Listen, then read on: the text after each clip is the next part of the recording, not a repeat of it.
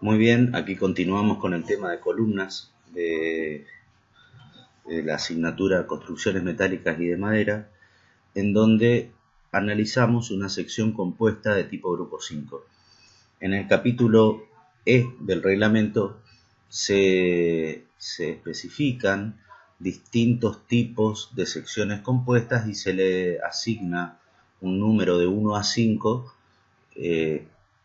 según la forma de su sección. En nuestro caso es una sección que está formada con perfiles U o UPN, arriostrado internamente con presillas que son planchuelas, chapas, eh, que están dispuestas en horizontal. En nuestro problema tenemos una columna de 6 metros y medio de altura, y las vigas que concurren a la cabeza de la columna cargan 95 kilonewtons con cargas provenientes de pesos propios, de cargas permanentes, las que el reglamento llama D, y 235 provenientes de cargas útiles de techo, variables o LR. En este análisis no entra el viento, y se pide hacer el dimensionamiento considerando que los arriostramientos internos de esta columna la permiten considerar como si fuera articulada. Los arriostramientos internos de esta columna dijimos que van a ser presillas y van a estar unidas con bulones en un caso, es decir, se piden dos variantes, bulones comunes con una unión de ajuste sin juego y unidas con soldaduras con electrodos de 480 megapascales de tensión característica. Muy bien, como ya sabemos, lo primero que debemos hacer es predimensionar la sección. Primeramente analizaremos un poco los datos. Tenemos un acero de tipo F24 con estas características. Las longitudes de pandeo, siendo que es articulada, son iguales en ambos sentidos. Y aquí se calcula la carga última de acuerdo al capítulo A del reglamento, que tiene las distintas combinaciones. Y si vamos al artículo A42, vamos a observar que la combinación A43 es la correspondiente a la situación más desfavorable, en la que tiene, multiplicando las cargas P sub D, es decir, las cargas que comprimen a la sección y que provienen de pesos propios, multiplicadas por un factor de 1,2, y las P sub LR, que son las cargas que provienen de sobrecargas de uso, multiplicadas por 1,6. Eso nos da una carga última de 490 kilonewtons. Muy bien, para predimensionar, cuando tenemos un eje que es de tipo material, se sigue el mismo procedimiento que si fuera una columna simple, es decir, lo que hicimos en el práctico anterior. Se supone una sección compacta, se adopta un valor semilla, se lo comprueba, y una vez que se tiene ese valor, una vez que se tiene la sección, es decir, los perfiles que vamos a utilizar, se los verifica. ¿Por qué se trabaja siempre con el eje material? Es decir, nosotros tenemos, en este caso, fíjense, un eje que vamos a llamar material, que a lo largo de toda la longitud de la pieza corta a las secciones, es decir, está en contacto con las secciones componentes de esa sección compuesta.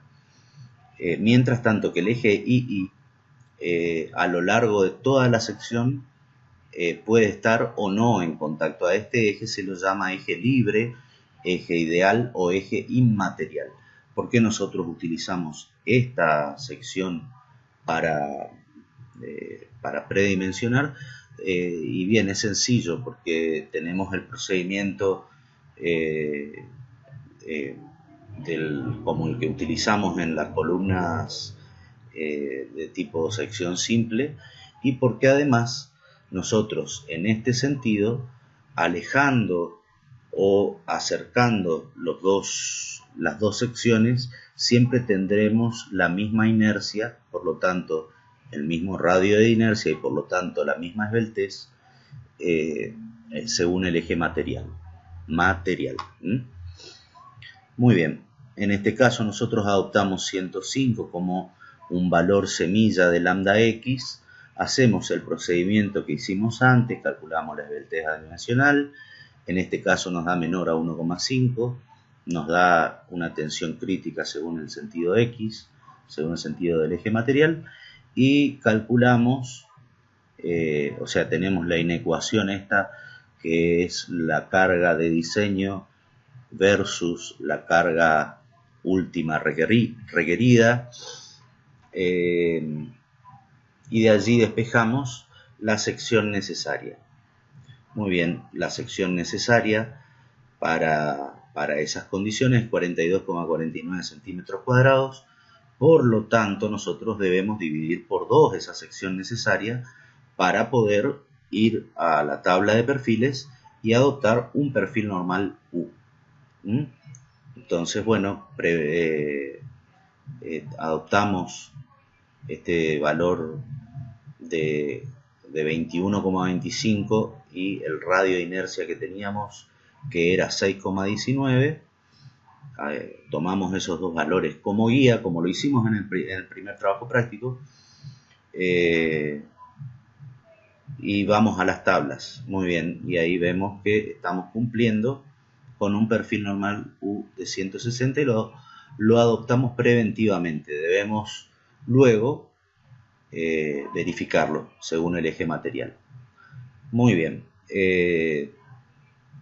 se hace la verificación de la compacidad con los casos 12 y 4 y 12, y este valor que está acá, estos valores que están acá, si bien acá están calculados, ustedes pueden encontrarlos en la tabla de los perfiles. Al lado de las dimensiones geométricas están las relaciones de compacidad.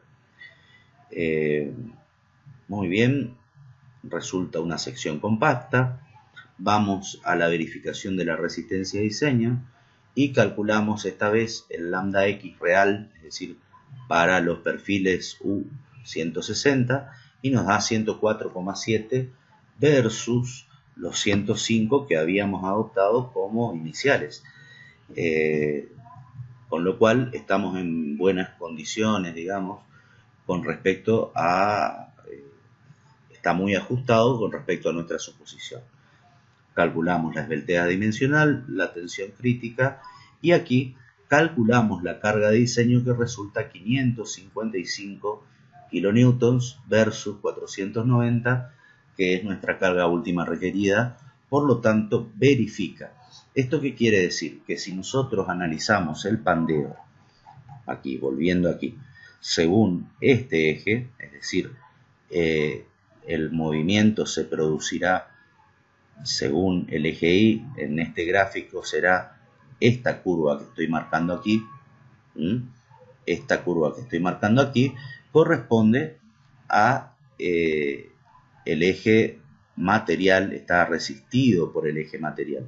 Es decir, que esta curva no se producirá si nosotros adoptamos dos perfiles U de 160, independientemente de la separación que nosotros terminemos adoptando para ellos. Entonces, lo que nos queda verificar es que la columna no pandee según este otro sentido que está aquí. Muy bien, vamos a continuar.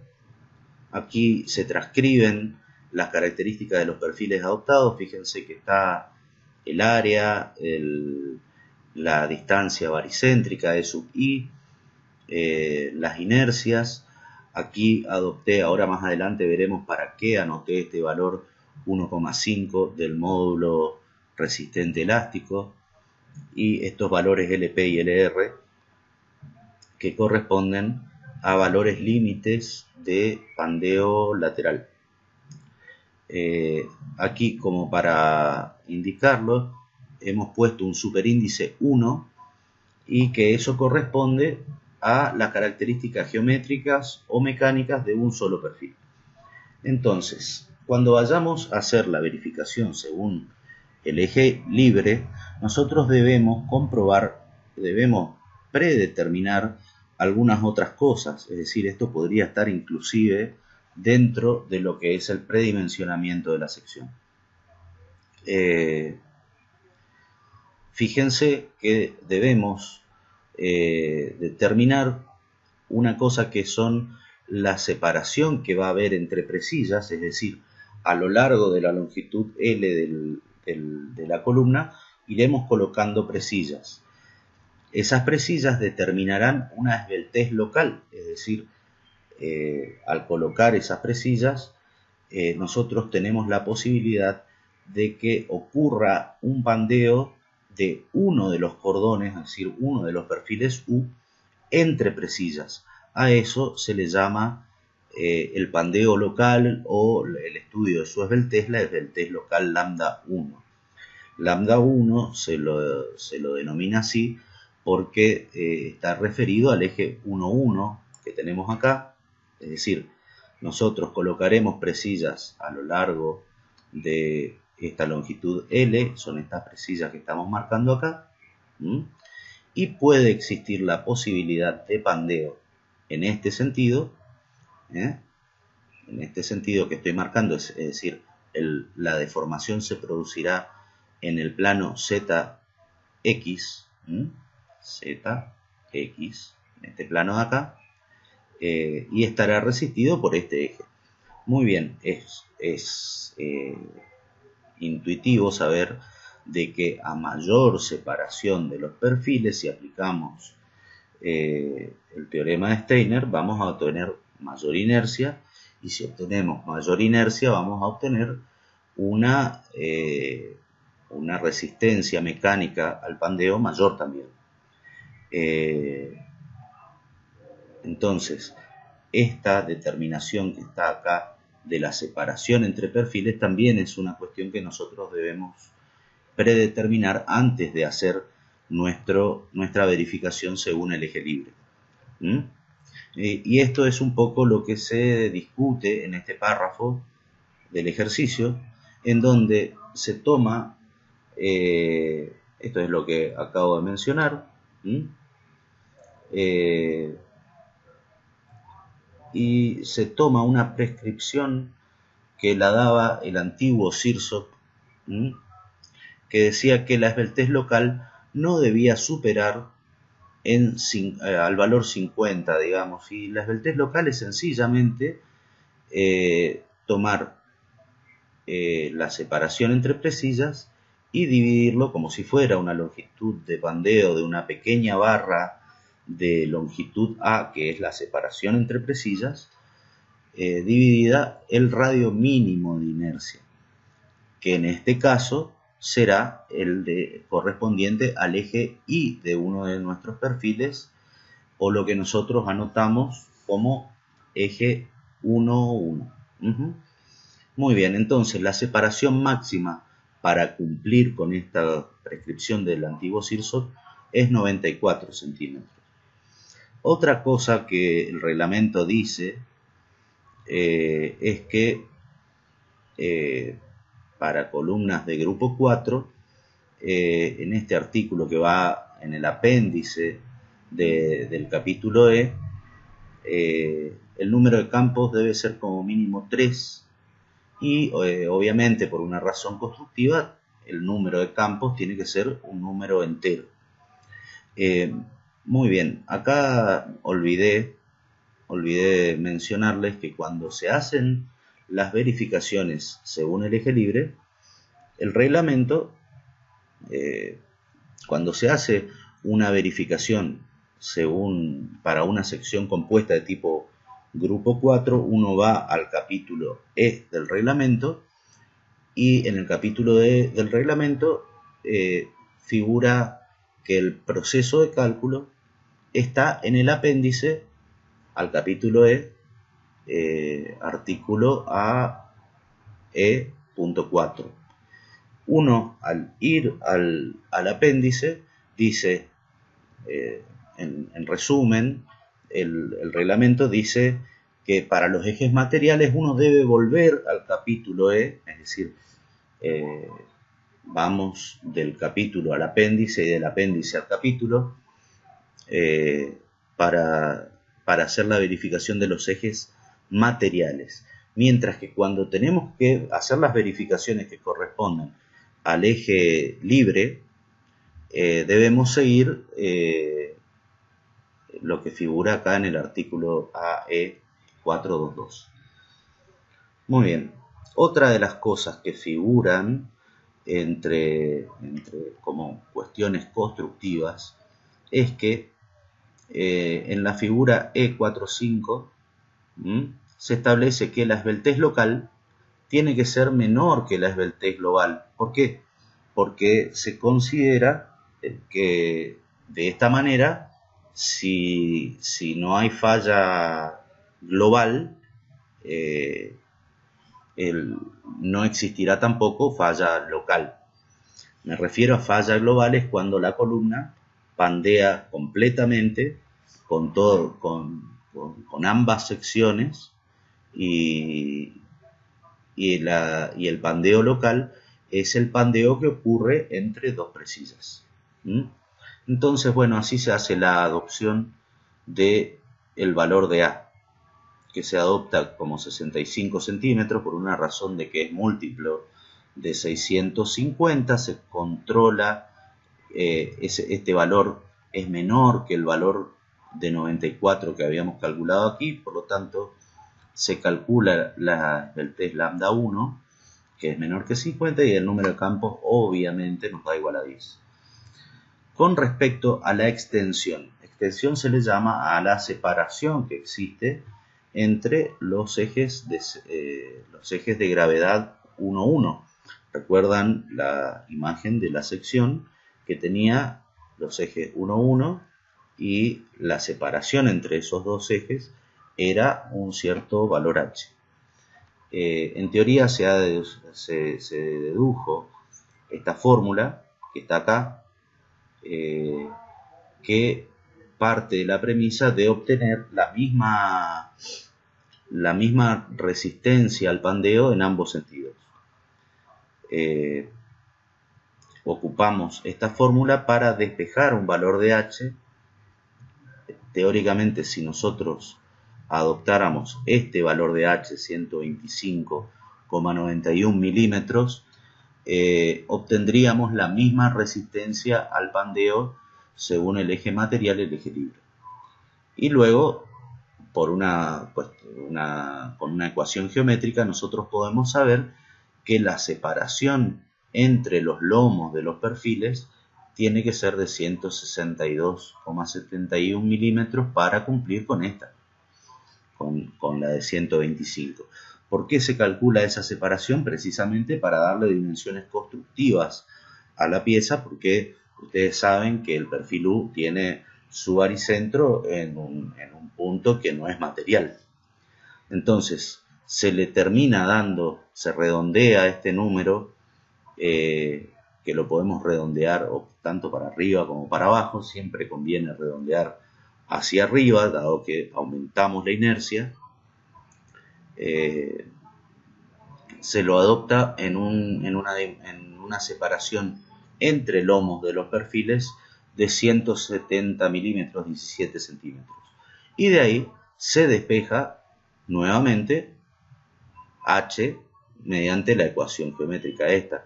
Este valor que está acá es la distancia baricéntrica de cada uno de los perfiles, y eso nos da 133,2 milímetros. Entonces, una vez que nosotros hemos prefijado la separación que vamos a tener en nuestros perfiles según el eje ideal, podemos calcular la inercia teórica mediante el teorema de Steiner. Y acá está, nos da esta inercia de aquí, y el radio de inercia nos da 6,92. Y acá está también la discusión de que RI teórico está muy cerca de lo que es el Rx teórico, que era 621, es decir, estamos cumpliendo con esta ecuación la condición de que nuestra columna tenga aproximadamente la misma rigidez al pandeo según un sentido y el otro. Muy bien, aquí pasamos a calcular, fíjense, aquí está en el apéndice del capítulo E, pasamos a calcular lo que es el eje, la verificación del eje ideal. Para eso tenemos que calcular los esfuerzos requeridos, que están con unas fórmulas en el reglamento, en el apéndice del capítulo E, apartado 4, hay una serie de fórmulas y está el procedimiento. Esto es bastante sencillo. Esta es nuestra esbeltez teórica.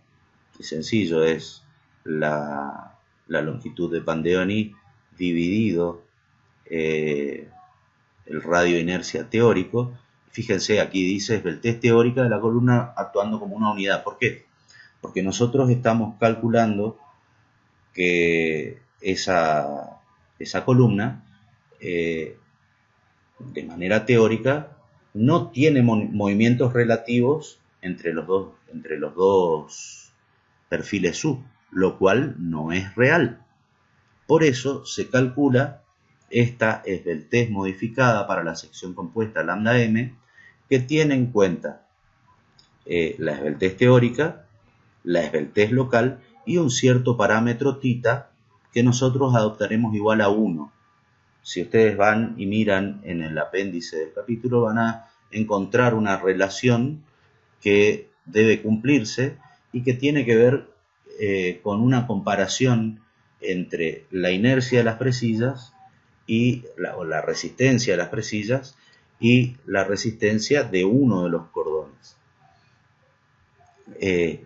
Digamos, esta esbeltez corresponde a una columna, la esbeltez lambda 0 corresponde a una columna que actuaría monolíticamente, y esta, la esbeltez modificada lambda m, es una esbeltez que tiene en cuenta los movimientos relativos y la elasticidad de las presillas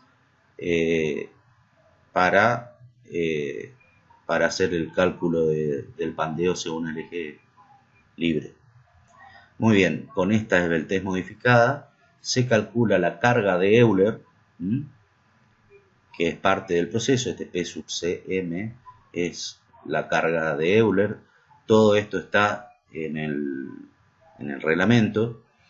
Se calcula una cierta excentricidad por exactitudes inevitables. Eso significa de que por más cuidado que nosotros pongamos en las hipótesis de Euler, eran que la carga estaba perfectamente centrada, que la barra era perfectamente recta, la validez ilimitada de la ley de Hooke, etcétera, etcétera. Bueno, se ha estudiado de que nosotros podemos asociar todas esas hipótesis que no se cumplen a una cierta excentricidad que vale este valor que está acá.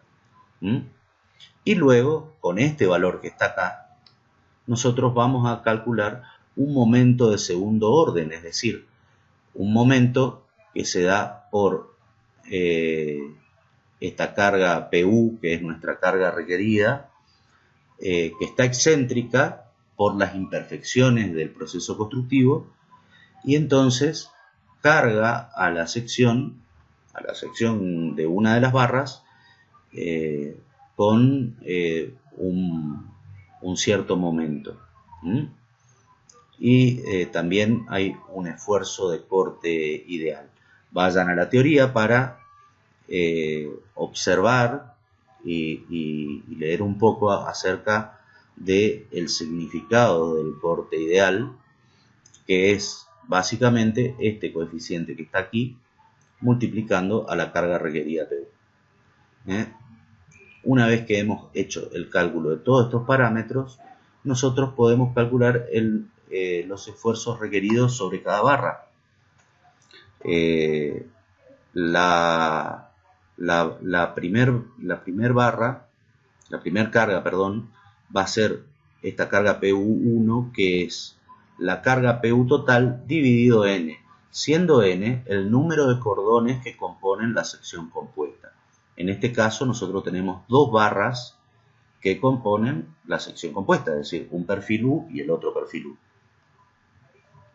Y a esto se le debe sumar ese momento de segundo orden dividido H, nos da que una de las barras estará más cargada y la otra descargada por el efecto del momento.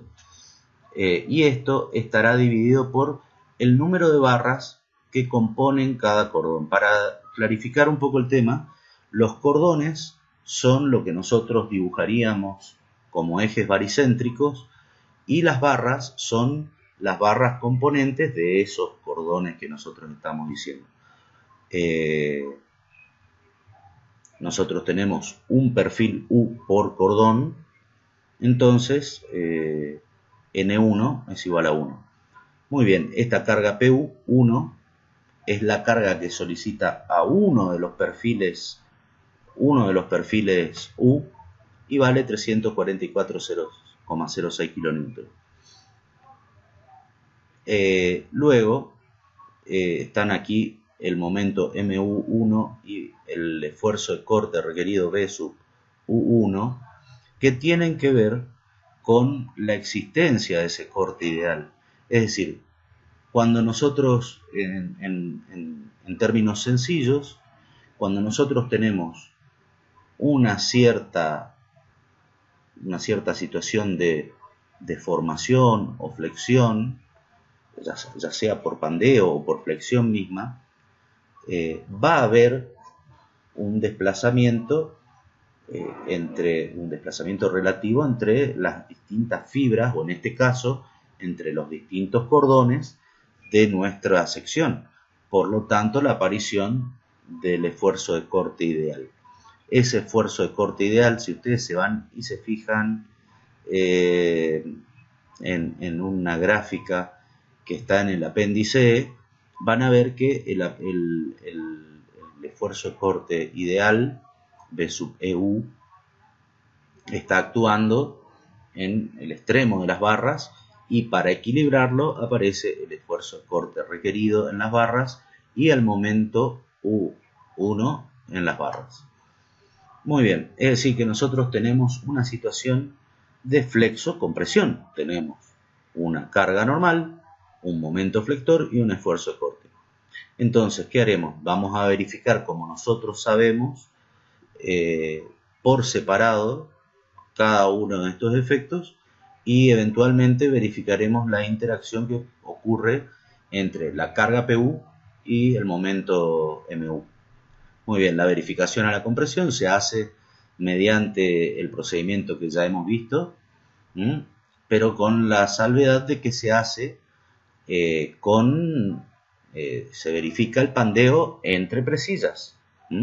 Recuerden que estamos calculando esta carga PU, que es la carga sobre una de las barras, y esas barras están arriostradas cada 65 centímetros por nuestras presillas. Es decir, que la posibilidad de pandeo que tenemos es, vamos a suponer que hay una presilla aquí y una presilla aquí, es el pandeo entre presillas. Muy bien, entonces se calcula con lambda 1, obviamente, y hacemos el cálculo con el procedimiento que corresponde. Fíjense que aquí utilizamos la fórmula de la zona anelástica para determinar la tensión crítica que va a estar sometida esa barrita 1,1, y verificamos de que este valor es mayor que la carga requerida que habíamos calculado aquí. Cuando vayamos a hacer la verificación a la flexión, tenemos que hacer de los estados límites últimos que tiene cualquier pieza que está flexionada. Nosotros tenemos que es la plastificación, el pandeo lateral torsional, los pandeos locales y la verificación del esfuerzo de corte. Obviamente la plastificación de la sección deberemos comprobarla, la plastificación por flexión, y deberemos comprobar la verificación al esfuerzo de corte y no deberemos comprobar ni verificar el pandeo lateral torsional. ¿Por qué? Porque el pandeo lateral torsional ocurriría en aquellos casos en los que la flexión se produzca según un eje que no sea el de mínima inercia. Al estar la flexión ocurriendo alrededor del eje de mínima inercia, el estado límite no es aplicable. Y tampoco hay que verificar los pandeos locales porque la sección es compacta, es decir, que no van a ocurrir pandeos locales.